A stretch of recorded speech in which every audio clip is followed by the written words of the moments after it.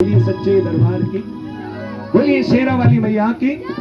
तो चलिए एक भजन भैरवनाथ महाराज और वीर बालाजी महाराज के नाम का होना चाहिए। पहला भजन शेरा वाली माँ के नाम का, दूसरा भजन माता पिता के नाम का। क्योंकि कहते हैं माँ और पिता में क्या अंतर होता है। माँ जब अपने बेटे को गोद में उठाती है तो अपनी कमर पे बिठाती है। कहाँ बिठाती है?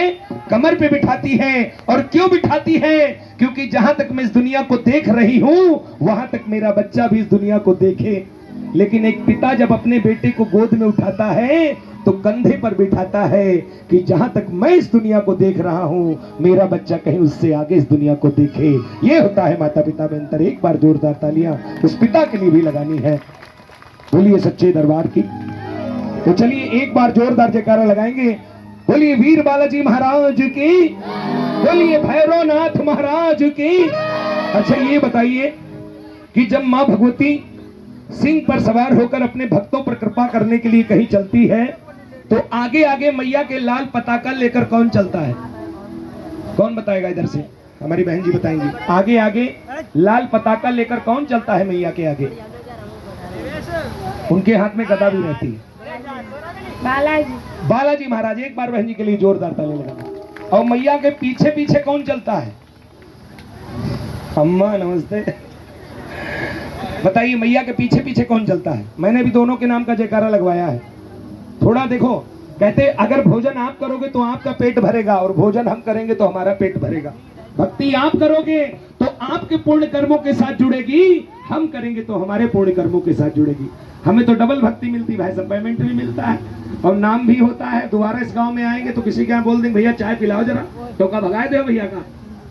कोई नाश्ता लेके आइए, कोई खाना लेके आए, कुछ 4 रोटी खाओ भैया, भूखे आए बहुत दूर।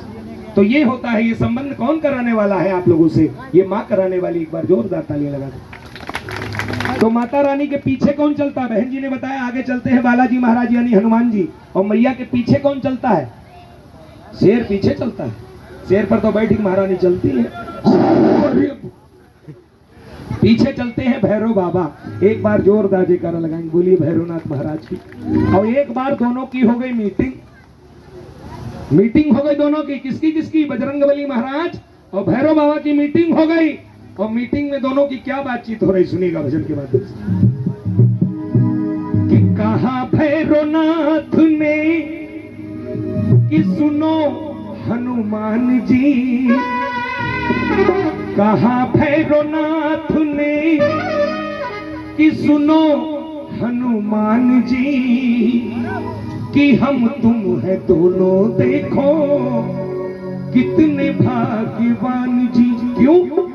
क्योंकि तुम भी हो शिव अवतारी, तुम भी हो शिव अवतारी और मैं भी शिव अवतार हूँ। और इस मैया के तुम भी चौकीदार हो, मैं भी चौकीदार हूँ। तुम भी चौकीदार हो, मैं भी चौकीदार हूँ। तुम भी हो शिव अवतारी, तुम भी हो शिव अवतारी, मैं भी शिव अवतार हूँ। तुम भी चौकीदार हो,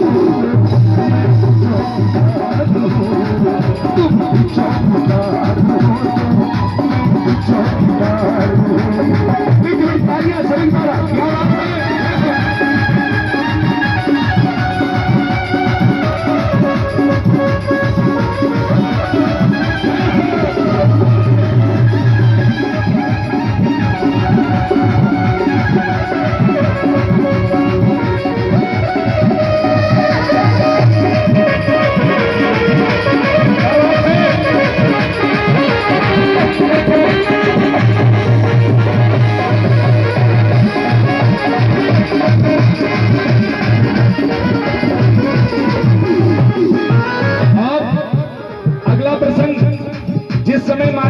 पार्वती स्नान करने के लिए जा रही हैं। अपने देह के मैल से माता पार्वती एक पुत्र को उत्पन्न करती हैं जिसका नाम बाद में गणेश पड़ता है।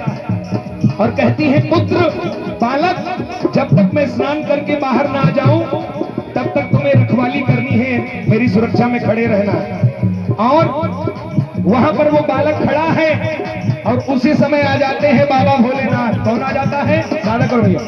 उसी समय आ जाते हैं बाबा, जोर से बोलो भोलेनाथ, बाबा भोलेनाथ।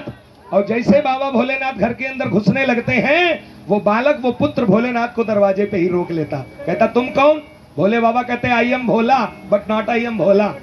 तो कहता हम तुम्हें घर के अंदर नहीं जाने देंगे, ये घर मेरा है। भोले बाबा कहते घर मेरा है। तो कहता अगर तुम्हारा घर है तो पहले दिखाओ आधार कार्ड, क्योंकि बिना आधार कार्ड के हम कैसे जानेंगे तुम्हारा घर है। तो भोले बाबा कहते हैं क्या, सुनिएगा। स्वामी हूँ घर का मैं, नहीं कोई और हूँ। स्वामी हूँ घर का मैं, नहीं कोई और हूँ। उमा का पति हूँ मैं, नहीं कोई चोर हूँ।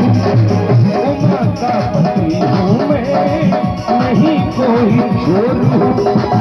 त्रिभुवन पति हूँ मैं और त्रिभुवन पति हूँ मैं और भोला त्रिपुरारी हूँ। भोले बाबा कहते हैं क्या, त्रिभुवन पति हूँ मैं और भोला त्रिपुरारी हूँ। उठा लो जरा दोनों हाथ बिल्कुल सीधे सीधे, जिनको रचना अच्छी लग रही है और झूम के तालियां लगानी है। तुम भी चौकीदार हो, मैं भी चौकीदार हूँ। चौकीदार हो, मैं भी चौकीदार हूँ।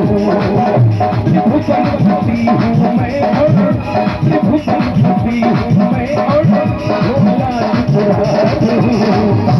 भोले बाबा कहते हैं तुम भी चौकीदार हो। यहाँ पर तमाम बूढ़े बुजुर्ग बैठे हैं, वो सोच रहे होंगे कि गणेश जी ने तो अपनी मैया की चौकीदारी की, इसलिए वो चौकीदार थे, भोले बाबा कैसे चौकीदार हुए। तो भोले बाबा उस बालक से कहते हैं क्या, तू तू घर का चौकीदार है, मैं जग का चौकीदार हूँ। कहते तू घर की चौकीदारी कर रहा है और मैं संसार की चौकीदारी कर रहा हूँ। तू घर का चौकीदार है, मैं जग का चौकीदार हूँ। उठा लेना दोनों हाथ, मीठी मीठी तालियां लगा के। तुम भी चौकीदार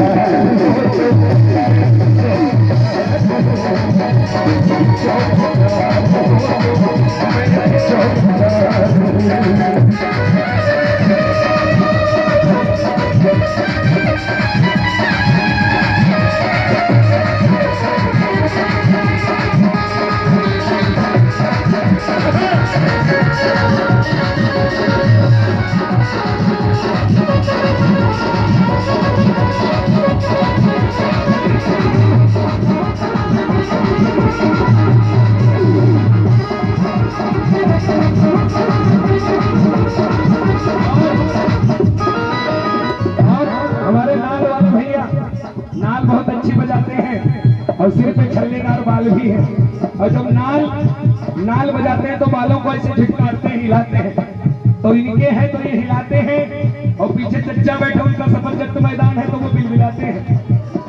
और समस्या में सभी है जिनके हैं, कहते ये फसल अगर चली जाती है तो फिर चाहे लगाओ बाबा रामदेव तेल, चाहे लगाओ कामदेव तेल, चाहे लगाओ श्यामदेव तेल, ये चली गई तो नहीं आनी है फसल। और जिनके पास है नहीं है, जिनके काले हैं सफेद है, सबको समस्या है। क्या समस्या? बाल नहीं है तो दवाई ढूंढता, बाल नहीं है तो दवाई ढूंढता है। बाल अधिक हो जाए तो न्याय ढूंढता है, बाल अधिक हो जाए तो न्याय ढूंढता है। सफेद बालों के लिए तो डाई ढूंढता है, सफेद बालों के लिए तो डाई ढूंढता है। और सबसे बड़ी समस्या लास्ट में होती है क्या? करके काले बाल डाई ढूंढता